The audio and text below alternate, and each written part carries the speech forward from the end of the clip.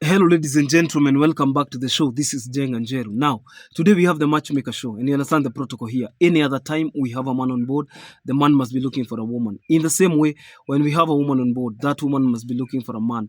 Today we are having a guy who is a returnee from the United States. A returnee is somebody who went to the US, worked there, and now is coming back to settle down and get a family. His name is Peter. And this is the second time, in fact, that I am bringing Peter. But the very first time I brought him on the show, he's a Luo guy, and he has been in the US for the last 9 years. It is something that he feels that it is now time to come back and settle. And at the age of 51, you ask yourself, what kind of a woman is he looking for? Has he been married before? And questions like that. These are the kind of questions we ask on the show. And at the age of 51, has he been married before? Was he divorced? Was he widowed? What is what?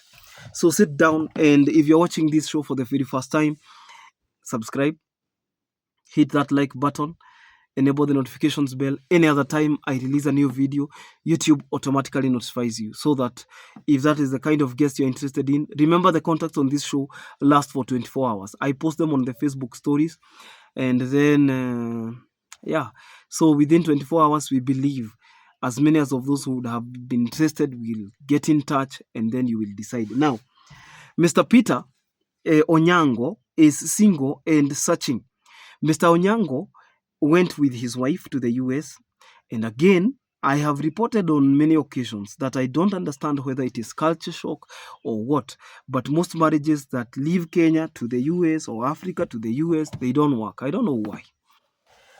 He was saying that he believes that as a typical African man, the wife should cook, the wife should clean after him, the wife should take care of the babies, and no shared responsibility. So I think that is why when they went there, they were not able to get into terms, because again, this is something that was not in that mix.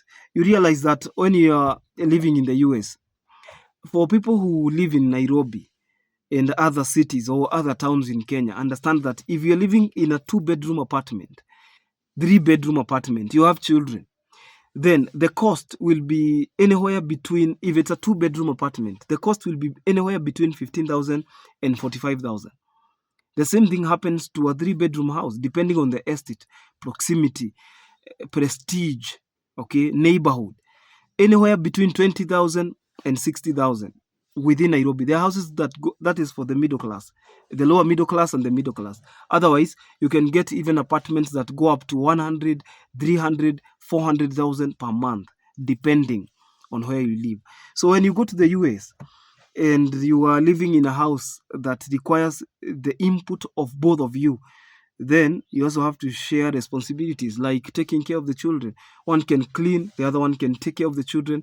But if you go there with the typical mentality that you cannot clean, you cannot cook, you cannot help the wife, that marriage is dead on arrival. Because again, marriage is about helping one another, loving one another. And for the people you love, you can take care of them. Okay? Now, Mr. Peter is looking for a very submissive woman, preferably a Ugandan, according to him. So if you're a Kenyan and you're watching to this point, probably you'll not be the ideal match.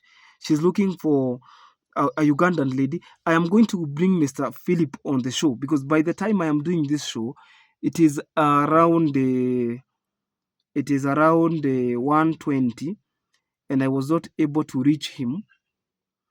Alikuwa anataka kutuambia, let me even call him, because before I started this show, I was calling him, and then he is not picking.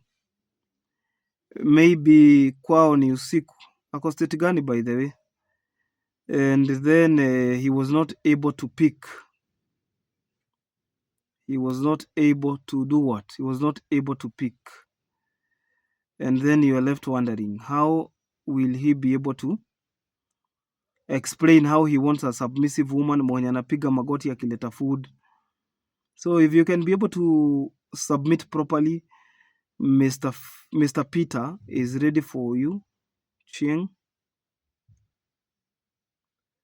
If you can be able to pick this phone call, then we can have a good conversation, and then we can see. Let me try calling him.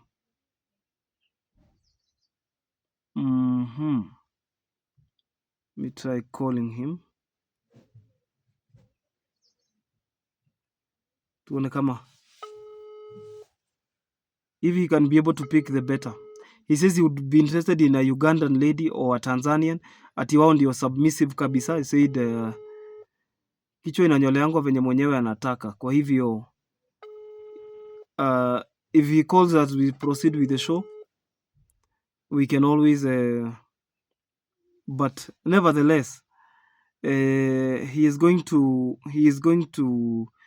get posted. His contact will be shared so that as many as of those who are interested, they can get in touch with him. When he comes back to Kenya, he'll be venturing in business. He has started business, furniture business, easy kutengeneza viti, vitanda, consoles, wardrobes, those things, furniture. That is what he is doing. He has already started, he has established a business, and a returnee is somebody who went out there, worked, and came back. So he is not going back to the US.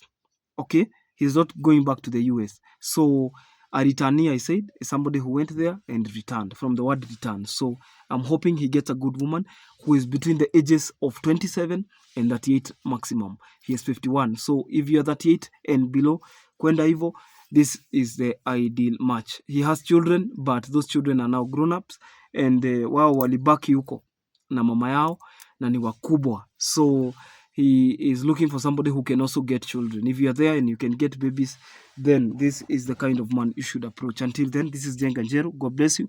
Bye bye.